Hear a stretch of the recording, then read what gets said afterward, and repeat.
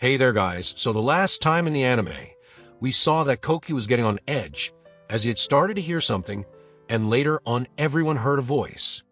That voice was talking with everyone differently, using their weaknesses to break them apart from the inside using their fear. So everyone got on guard and ignored the voice and whatever it was saying to them, and then they came in a new room where Ice Knights appeared. The twist was that one person could defeat only one knight, so everyone has to defeat their own knights.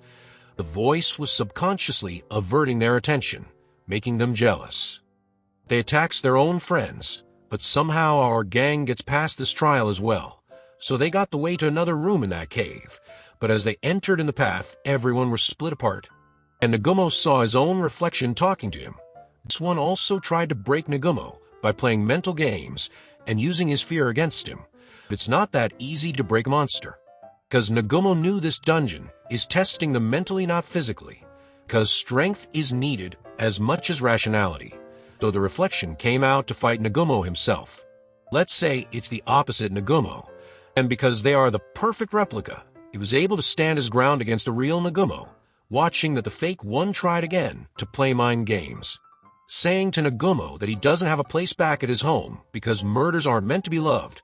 That's why he is afraid deep within that he would get rejected by his own family. His teacher knew this and had pointed out too. So no matter what the real Nagumo believes, fake one knows he's trying to pretend he doesn't feel guilty after all this.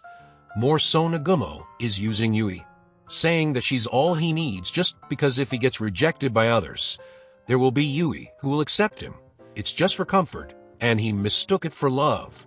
Nagumo lost his gun we tried to fire, but when Fake tried to take advantage of it, he fought back. All this wishy-washy crap had 0% effect on Nagumo, and the Fake couldn't believe Nagumo is pushing forward so calmly. Nagumo himself admitted that he's a freak worthy of being rejected, but there's also some people who love this freak. And the thing is that he does love Yui, and no one can make him doubt that Fake couldn't believe he's on the losing end because he was created using absolute info on Nagumo and his feelings. But Fake will be fake no matter how much they try to beat the real one.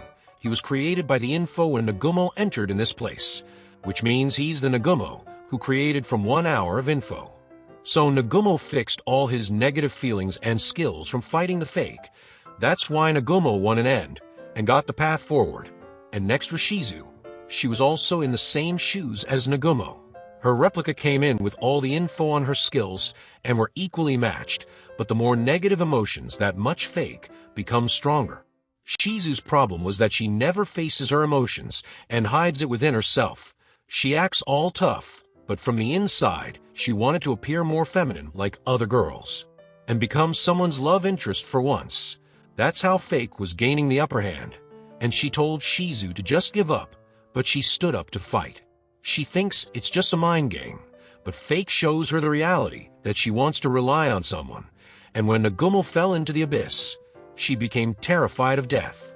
And to make her believe the Fake slashed just a bit around her neck. Then, she reminded her of how Nagumo saved her in the Orcus labyrinth. She had given up on life at that moment, but Nagumo's power inspired her, and from then on, she began to fall for the guy as he kept saving her and her friends. But the guilt of falling for the guy her closest friend loves never made her accept the reality.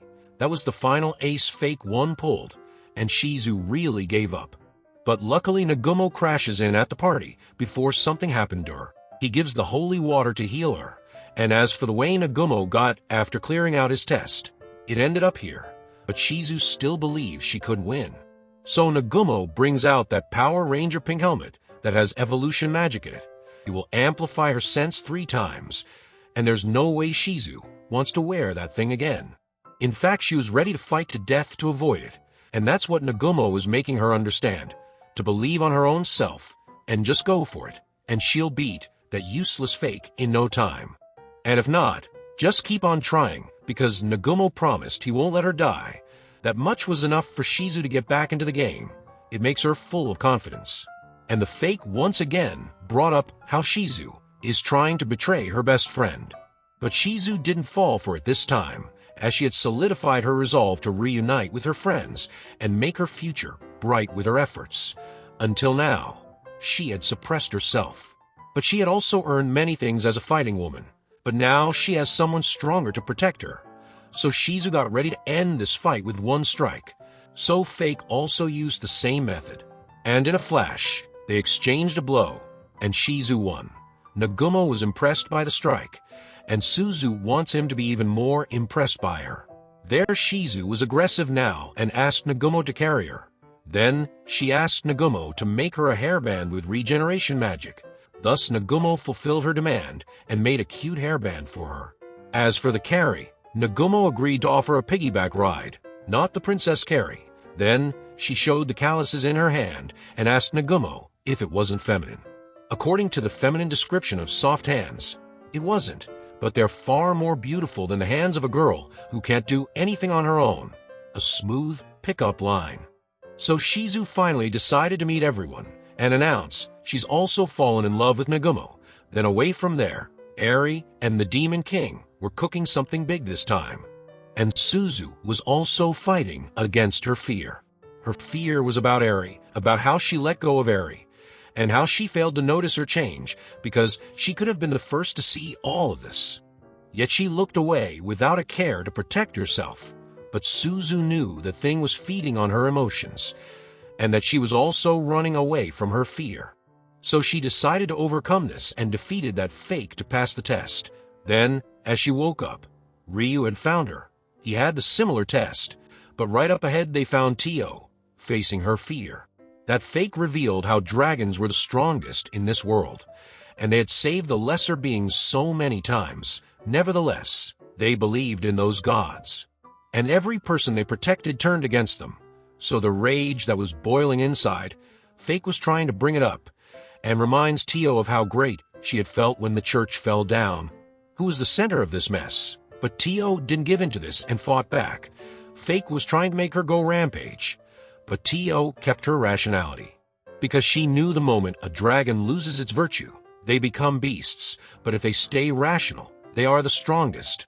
All in the end Tio won. But her usual pervert nature returns as the test ends. But our episode 12 and 13 ends right there, so stay tuned to watch another episode of this anime. And for that, subscribe the channel and hit the bell icon to receive the latest updates.